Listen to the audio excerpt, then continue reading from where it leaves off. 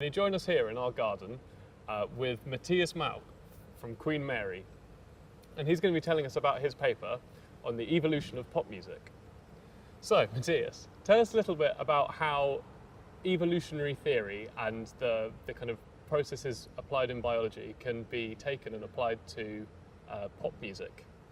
Right, so the underlying theory is that of cultural evolution, universal Darwinism. We have got a variational selection paradigm here. So the idea is that music exists. There's a pool of music out there. Composers and songwriters pick from that pool, recombine stuff, add their own kind of little things to it, mutate it thus, and produce new songs. So they close the cycle of evolution. Now that's the background, and then of course you can start looking at how the changes, how such a system actually changes stuff. So how do you take recordings of pop music and turn it into a kind of a population tree like you'd see in a normal biology textbook? What's the process behind that? Right, so I mean we don't really have trees because in biology textbooks you've got different species, which we don't have because all pop music is kind of, you can draw from all pop music. What we did do is we worked not quite as close to the genetic parallel as this. So what we did is we measured the songs by using digital signal processing technologies. Mm-hmm. And this is like, in biological terms, as the phenotype. We looked at the phenotype, and then we worked from there. So what we measured is harmony in the shape of chord progressions, chord changes really, and timbre, which is something like sound color or instrumentation. So we've got a good grip of that as well.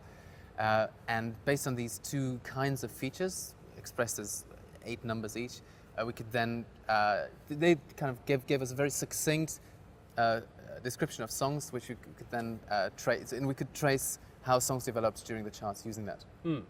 So one of your conclusions from this paper is that you're presenting a method by which mathematics can be used to help the study of cultural trends. Is that a fair assessment of what you'd say the paper was aiming to set out to do?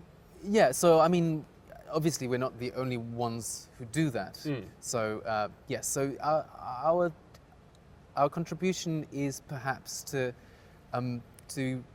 convince people that using modern technology we can measure music and find fascinating patterns in it, and do the empirical analysis, do statistical analysis, but at the same time relating that to concepts, in this case in music, that people actually understand. So it's not just numbers. We really have, like, you can say percussiveness rose in the 80s. We can say minor seventh chords, came to prominence in the 70s, and so on. So it's related to what musicians can understand. Mm.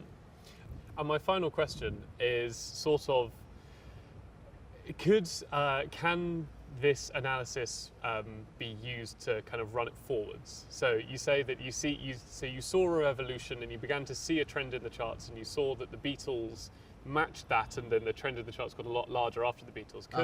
Could somebody running the charts in real time today, if they were lucky, I guess, and managed to pick out some trends, be able to then analyze artists and say this person is definitely going to be a star? Have you quantized A&R for the music industry? Yeah, no, I hesitate very much doing that. So I think there's in some sense you can predict. The most likely prediction is the charts next year are going to sound quite like the charts this year, which is a pretty boring description. So they are going to sound different, but in the grand scheme of things, they're not quite as different.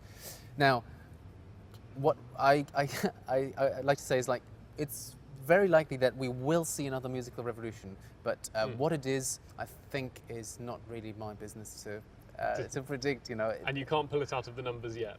No, we can't, and I think it might be possible. You might narrow it down to a few things, but I think it's essentially probably as difficult as predicting a new financial crisis or something. Fair enough. Yeah. Well, thank you very much for coming down, and thank you very much for talking to us about the fantastic paper. It's a pleasure. Thank you. Cheers.